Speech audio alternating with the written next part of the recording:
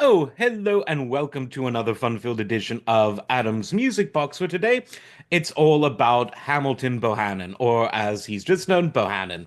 Now, he was a drummer who appeared on countless Motown records, disco and funk records as a session musician. He was one of the hardest working and most in-demand session drummers in the worlds of soul, funk, and later on disco.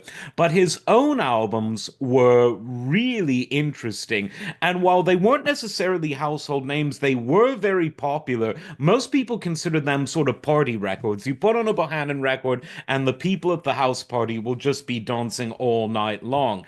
And he really delivered. It was all up tempo, really fun compositions, really well played by some of the best, pardon me, soul studio musicians of the era.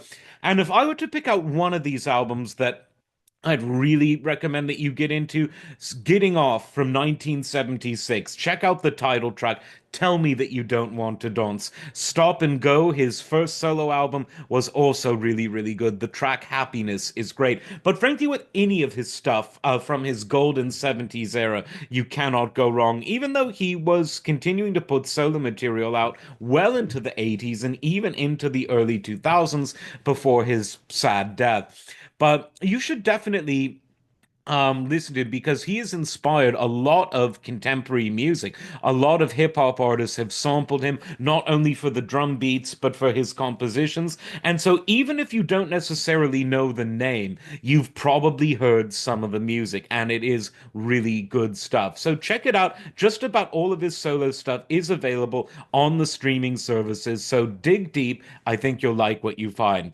As always, like, subscribe, and we'll see you next time. Take care.